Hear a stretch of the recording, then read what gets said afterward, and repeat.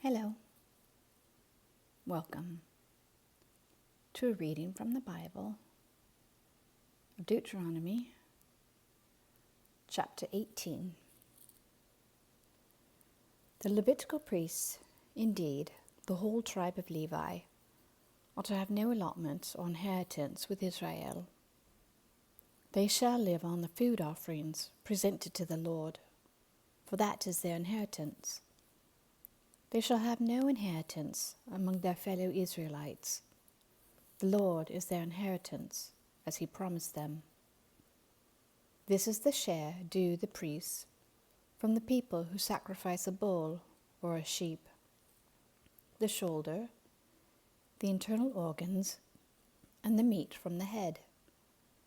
You are to give them the first fruits of your grain, new wine, and olive oil, and the first wool from the shearing for your sheep.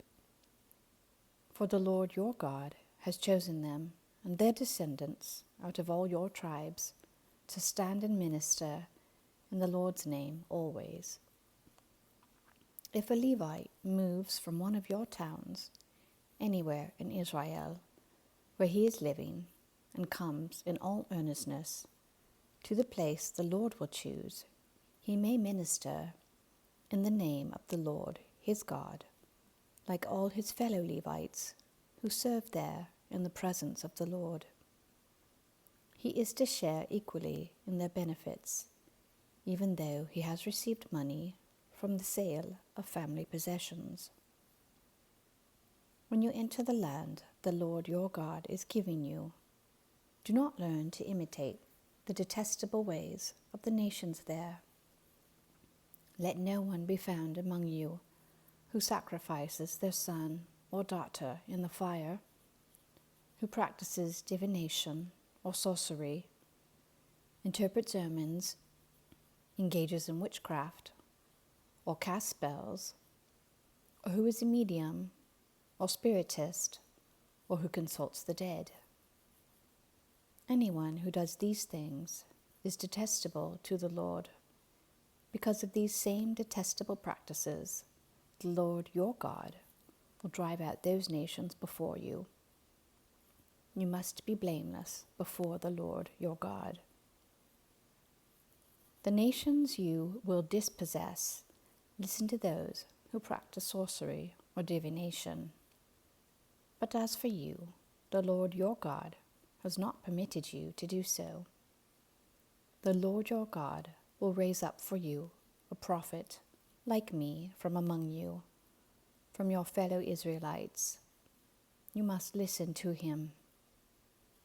For this is what you asked of the Lord your God at Horeb on the day of the assembly, when you said, "Let us not hear the voice of the Lord our God, nor see this great fire any more, or we will die."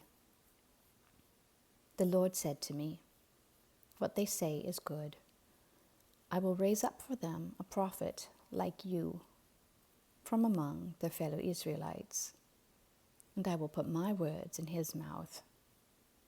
He will tell them everything I command him. I myself will call to account anyone who does not listen to my words that the prophet speaks in my name. But a prophet who presumes to speak in my name anything I have not commanded, or a prophet who speaks in the name of other gods, is to be put to death."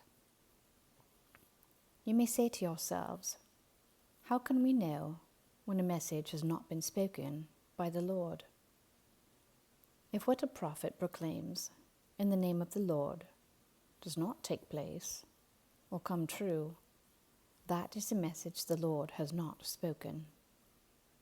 That prophet has spoken presumptuously, so do not be alarmed. Amen. Thank you for listening.